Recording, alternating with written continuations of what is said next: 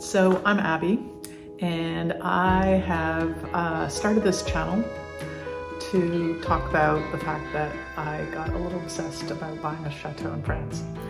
So this is a little bit about me and my story and where the obsession comes from. I guess it probably started when I was a kid, and my dad, who's an architect who specializes in historical buildings, would drag my sister and I around looking at all the old houses that he would buy and fix up. And so had a lot of experience doing that. I got married at the tender age of 25, and my husband and I then started renovating houses.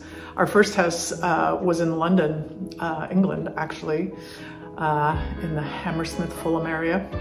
And we bought an old house and spent 10 minutes renovating it, and then had to move to the United States. So it was a kind of fast reno and a very steep learning curve. We moved to kind of the Boston area and went up in Scituate, where we bought a house there. Also an old 100-year-old historic house, and it was kind of the same story. Spent about a year and a half fixing it up, and then had to move again for my husband's job. So finally we bought a house in New Jersey, again 100-year-old Victorian, fixed it up and lived there probably about 4 years until one fateful day he went to the World Trade Center for a trade show and didn't come home. And so life kind of got turned upside down. I started living what I would only call an unintentional life. And somehow I became a writer, though I was never a writer before. And I wrote a memoir called The Alchemy of Loss, which was basically about my experience being kind of a 9/11 widow, which I guess is a particular flavor of widowhood.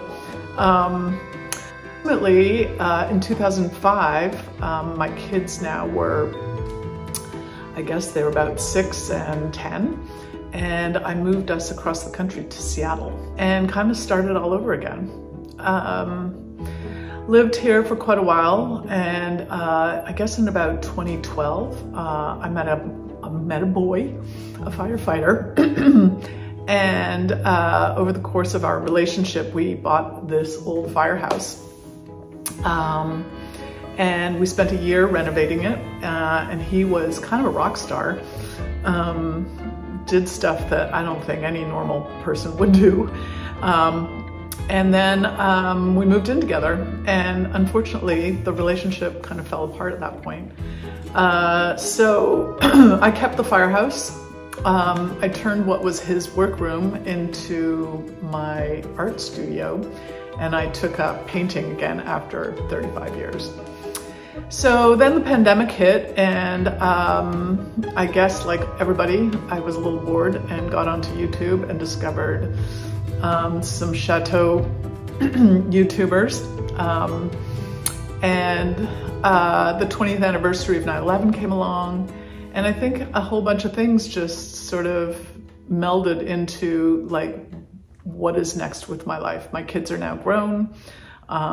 You know, I'm sort of becoming an empty nester, although my daughter lives here with me now as she goes to medical school, but definitely was looking for a new chapter. And I got obsessed with the whole chateau idea. So in October 2021, I went to France and started looking, saw a few chateaus, and I think I'll probably eventually put some videos together. I'm not a very good videographer. I'm learning, but I'll put some of those videos up. And then in May of 2022, my niece and I traveled again to France. And this time I found something that I felt like kind of fit the bill. Essentially with the chateau, I was looking for lots of bedrooms because I would really love to put together retreats for writers and artists, healing retreats for widowed type people. It kind of runs the gamut. So I was looking for a place that had lots of bedrooms, but also had enough of a garden that, you know, you could kind of escape into, that might have a place for an art studio or something along those lines. So I looked at a lot of places, but I also had to find a place that I felt that I would be capable of managing on my own, because ultimately I'm going into this as a single middle-aged widow, really. So I didn't want to get into a place where I just felt like it would be too overwhelming and I'd be having to get up on really, really high ladders. And I discovered with a very tall firehouse that I can only go up so high on a ladder before I try to shrink. And I seem to have about a 12-foot limit.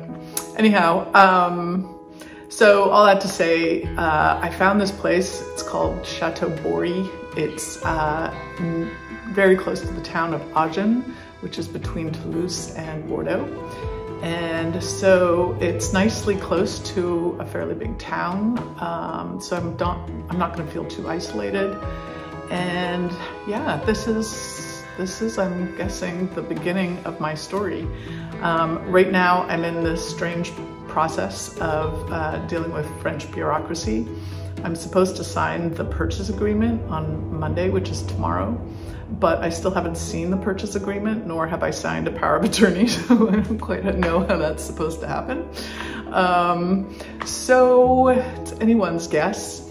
And of course this week, you know, it's looking like suddenly we're heading into a recession, so now I'm questioning my financial acumen. But I think what I've decided, you know, because I'm in this funny period where I could just walk away. But I think what I decided was that not buying a chateau in France was going to be more detrimental to my health than buying it.